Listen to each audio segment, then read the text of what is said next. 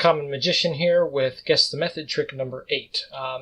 I was going to give you a little bit of an introduction on this and talk about it ahead of time, but I think I'm just going to do it, show it to you, and the tutorial that will follow up, the follow-up video, will talk at great length then about all of the possibilities for this. There's actually a lot of different ways to do this besides the one that I'm showing you. The one I'm showing you is going to be impromptu with a truly shuffled deck of cards that could be borrowed if you want. So here we go. Here's the trick. I've got a little watch here and it's broken. The battery is dead in it, but I can actually move the arms through the stem.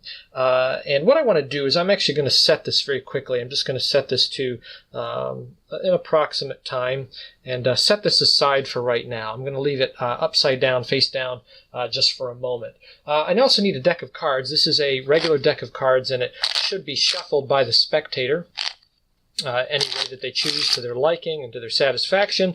And once that's done, it's very important that the spectators understand that the cards are indeed completely shuffled, that there's really no order to it whatsoever. And I also want to explain that if you consider that cards in the deck, they have value, such that, for example, an ace is a 1.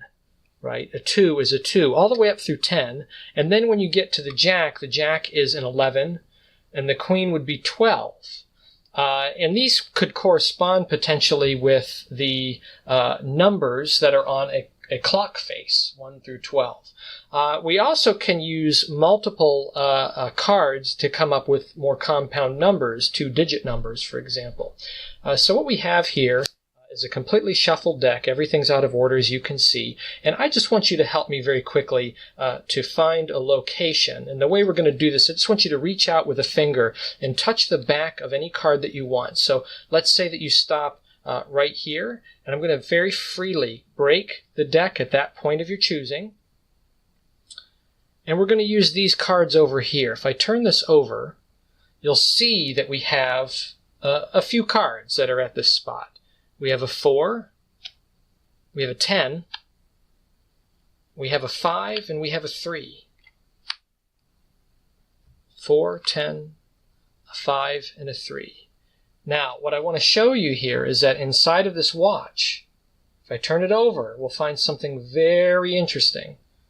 It's been sitting in plain view the whole time. You'll see that the hour is at the 4. The minutes are at 10, and even the second hand, I don't know if you can see it on there, but the second hand is at 53 seconds. 4, 10, 53, a perfect representation of your free selection, 4, 10, 53. So take a look at this, see what you think. I'm guessing that if you know me and you've been watching this channel for some time, you'll know a few things about my preferences for card magic, and you may have seen right through this, and that's fine. Go ahead and write your comments in the comment section below as to what you think the method is, and then we'll do a follow-up tutorial where we'll not only look at the method that I did, but some that are probably a little bit easier to handle. This is the Common Magician channel after all. We want to make sure that we can accomplish this effect the easiest way possible. So go ahead, write those comments, and we'll get back to you with a follow-up video, and we'll discuss the method and some other possibilities. Good luck with this, and happy magicking.